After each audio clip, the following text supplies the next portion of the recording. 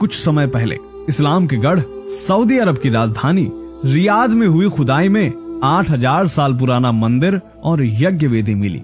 इसके अलावा यहाँ ऐसे अवशेष भी मिले जिन पर देवी देवताओं के चित्र उकेरे गए थे।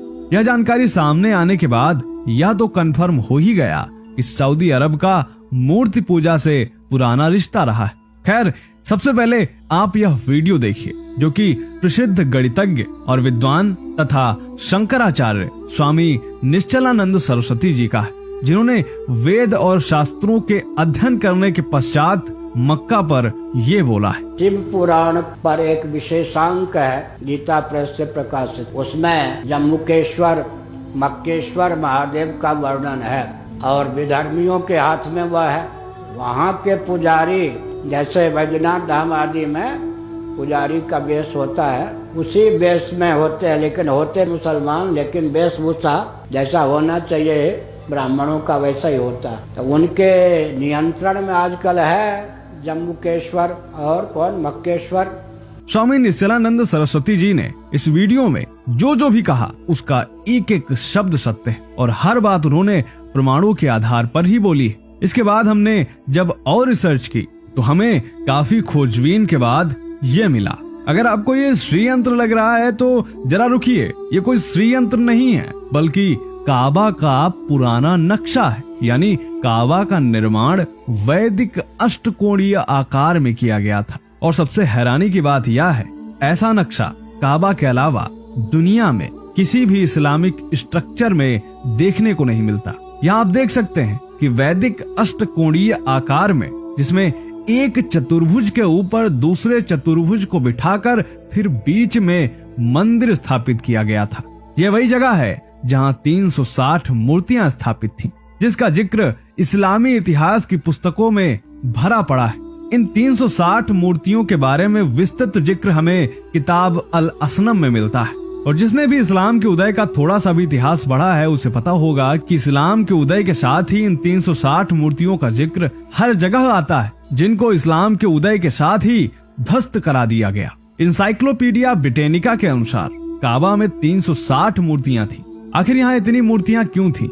इसके विषय में द लल्लन टॉप के लिए ताबिश सिद्दीकी ने इस्लाम का इतिहास नाम की सीरीज में लिखा है कि काबा के आसपास 360 मूर्तियों का होना इस बात की ओर इशारा करता है कि अन्य सभ्यताओं की तरह अरब के लोग भी ग्रहों की पूजा करते थे। इसके अलावा कैरन आर्मस्ट्रॉन्ग अपनी किताब इस्लाम अ शॉर्ट स्टोरी में यह कहते हैं कि 360 मूर्तियों का होना साल के 360 दिनों की ओर इशारा करता है और वहाँ ग्रहों से संबंधित देवी देवताओं की मूर्तियां थीं और उस समय लोग यहाँ हज करने के लिए आते थे और वह लोग काबा के 7 चक्कर लगाते थे तथा इन सभी देवी देवताओं की पूजा करते थे। लेकिन जैसे ही इस्लाम का उदय होता है ये 360 मूर्तियां नष्ट कर दी जाती, लेकिन इन सारी मूर्तियों के केंद्र में जो पत्थर था वह नहीं हटाया गया। यह कोई सामान्य काला पत्थर नहीं था बल्कि एक विशाल शिवलिंग था और यह खंडित अवस्था में आज भी यहाँ पर मौजूद है और मुस्लिम इसी पत्थर की पूजा करते हैं। मक्का के काबा में जिस काले पत्थर को चूमा जाता है उसका भविष्य पुराण में भी उल्लेख मक्केश्वर महादेव के रूप में किया गया है। स्क्रीन पर आप भविष्य पुराण का यह श्लोक देख सकते हैं। पहली शताब्दी के प्रसिद्ध रोमन इतिहासकार दौदरस सलस के मुताबिक भगवान शिव और काबा का प्राचीन जुड़ाव है। वो कहते हैं कि आज मक्का जिस जगह पर स्थित है यहाँ के प्रमाण ये बताते हैं कि यहाँ पहले मक्केश्वर महादेव का मंदिर था और इसी जगह काले पत्थर के रूप में विशाल शिवलिंग था जो खंडित अवस्था में मौजूद है।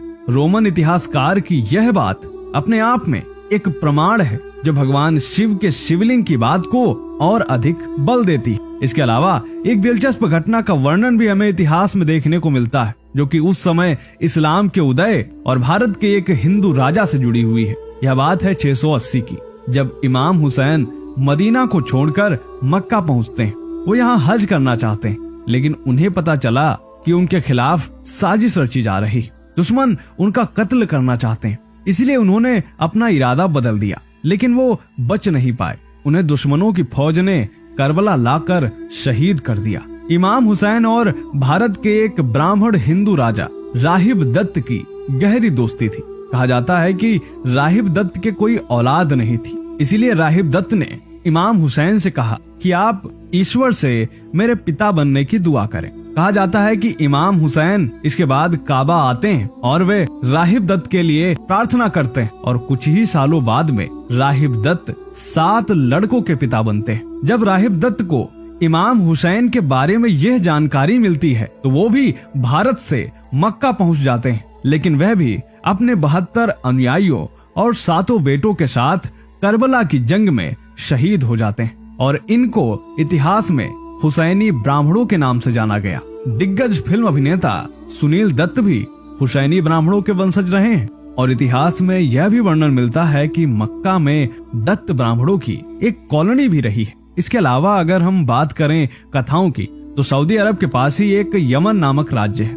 जिसका उल्लेख श्रीमद् भागवत में मिलता है, जब श्री कृष्ण ने काल यमन नामक राक्षस का वध किया था और यह यमन राज्य उसी द्वीप पर स्थित है। दोस्तों, असली बात तो यह है कि जिस पत्थर को चूमने के लिए मुसलमान मक्का जाते हैं वह हकीकत में शिवलिंग है और यही कारण है कि किसी भी गैर मुस्लिम को मक्का में जाना मना है। आखिर वहाँ ऐसा क्या है कि मुस्लिम इसे छिपाने की कोशिश कर रहे हैं? अगर ऐसा नहीं होता तो हिंदुओं का वहाँ जाना मना क्यों है? शायद इसलिए भी कि यदि वहाँ पर किसी भी प्रकार के हिंदू देवी देवताओं से संबंधित प्रमाण दुनिया के सामने आ जाते हैं तो बहुत बड़ा दंगा हो सकता है। इसीलिए अरब सरकार ने बेहद सख्त निर्देश दिया हुआ है कि यहाँ कोई भी परिस्थितियां हों लेकिन गैर मुस्लिम प्रवेश नहीं करना चाहिए।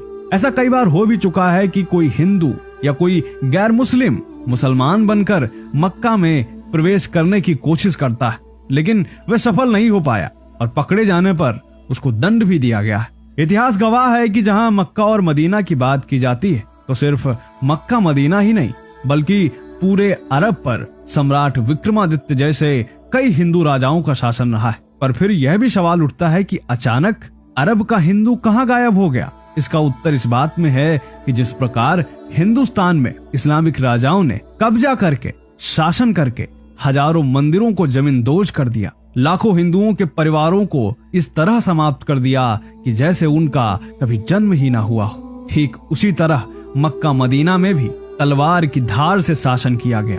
हजारों मूर्तियां तोड़ दी गईं और उन मूर्तियों की पूजा करने वाले अनगिनत लोगों की निर्मम हत्या कर दी गई।